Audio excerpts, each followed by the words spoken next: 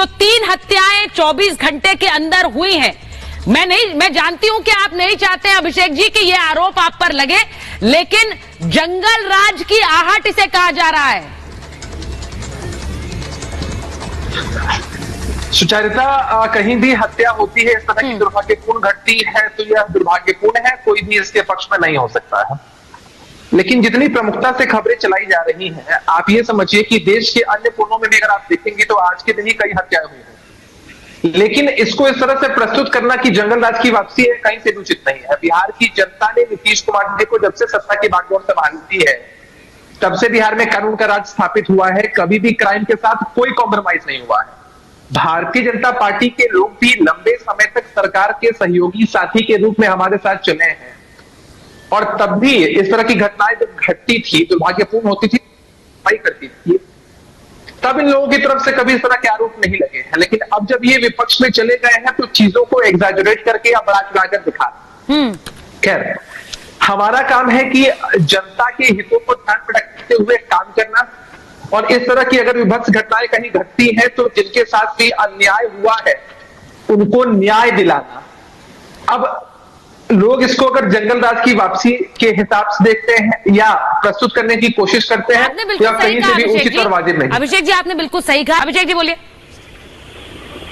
हमारे पास हमारे नेता की वजह से कॉन्फिडेंस की कहीं कोई कमी नहीं है। ठीक। और जहां तक सवाल ये भ्रष्टाचार का उठा रहे हैं, नेता ने अपने पूरे राजनीतिक कार्यकाल में हमेशा इस बात को साबित किया है कि भ्रष्टाचार से कभी समझौता नहीं किया है। लेकिन आप देख रहे हैं कि किस तरह की परिणति पूरे देश में बताई है, किस तरह से एजेंसियों का इस्तेमाल किया जाता है विपक्ष के नेताओं को डराने और धमकाने के लिए, उनकी छवि को खराब करने के लिए। अगर 5 वर्षों पहले कहीं आरोप लगे थे IRCTC को लेकर, तो आज तक ट्रायल क्यों नहीं हुआ? हम यहाँ किसी को बचाने के लिए नहीं बैठे हुए हैं या किसी को जस्टिफाई नहीं कर रहे हैं, लेकिन यह संशय का विषय है कि 5 वर्षों पूर्व अगर किन्हीं पर आरोप लगता है तो आज तक ट्रायल नहीं हो पाता। अरे आपके साथ नहीं बचेगा। आप अपनी मन की व्यथा को, आप अपनी मन की बेचैनी को पार्टी के लोगों से जोड़कर देख रहे हैं। देखिए, हम आज के वर्तमान में और आने वाले भविष्य के निर्माण में, छोड़ो कल की बातें, कल की बात पुरानी, नए दौर में लिखेंगे हम मिलकर, नहीं कहा।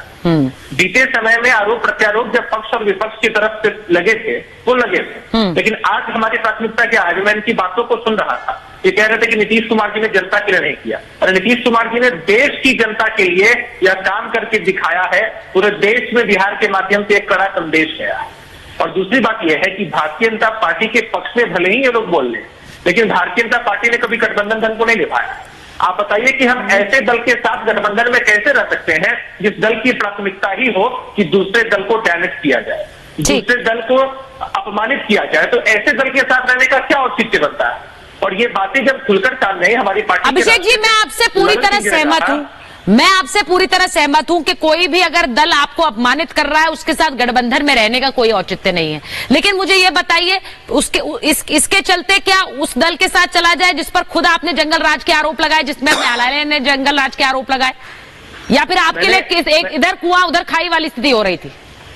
नहीं, ऐसी कोई स्थिति नहीं है। और मैंने आपसे कहा ना कि बीते समय में तो भारतीय जनता पार्टी के नेताओं के द्वारा भी हमारी पार्टी, हमारे नेताओं के पर ऐसी टिप्पणियां की गई है।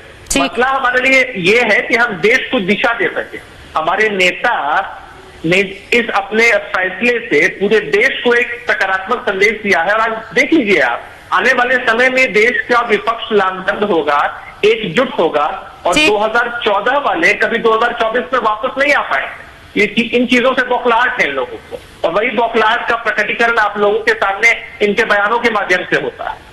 ठीक है, मैं एक बार राजनीति करके ये लोग आगे बढ़े हैं। सुशासन बाबू की भी उपाधि नीतीश कुमार के पास ही है, लेकिन अब आपको लग रहा है कि आपके लिए ये मुश्किल होगा ये बताना, क्योंकि जब उन्होंने महागठबंधन छोड़ा था तो एक बार फिर जंगल राज का आरोप लगाकर ही छोड़ा था।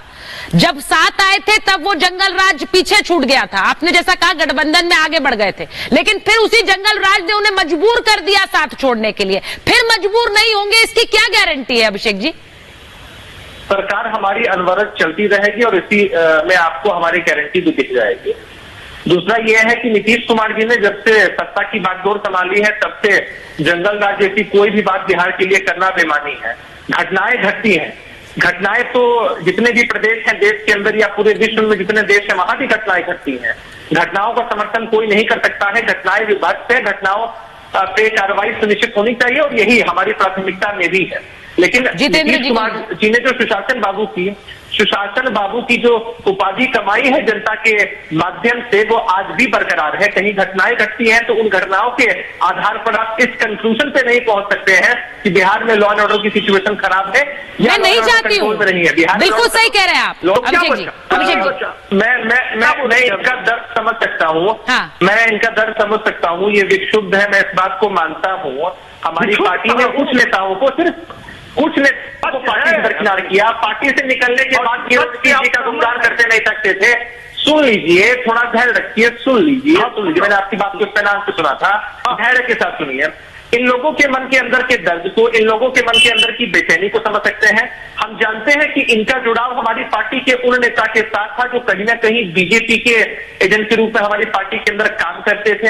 ये बातें हमारे राष्ट्रीय अध्यक्ष रविंद्र सिंह जी ने भी मीडिया के माध्यम से कही और ये सारी बातें हैं और ये सारी जिस व्यक्ति ने आपके पार्टी होने के बाद कार्यालय से उठा के गांव में वो एजेंट हो गया है। क्या हुआ था एक बार 2020 हो गया आप और लोगों का समय आपको लगातार सत्ता पे बैठाए ही से नहीं रहे, बीजेपी अपने पार्टी के साथ विश्वासघात किया, पार्टी ने आप पर भरोसा किया, पार्टी से भरोसा, ठीक है, आप पर पार्टी ने भरोसा किया, आपने विश्वासघात किया। आपको की विश्वसनीयता है। देखिए, सुशील मोदी जी वरिष्ठ नेता है और नीतीश कुमार जी से सुशील मोदी जी के संबंध बड़े अच्छे रहे। उनके विषय में तो हमारी पार्टी के राष्ट्रीय अध्यक्ष भी प्रेस वार्ता के दरमियान आप लोगों से कह रहे थे कि सुशील मोदी जी के साथ तो खुद भाजपा ने नाइंसाफी की।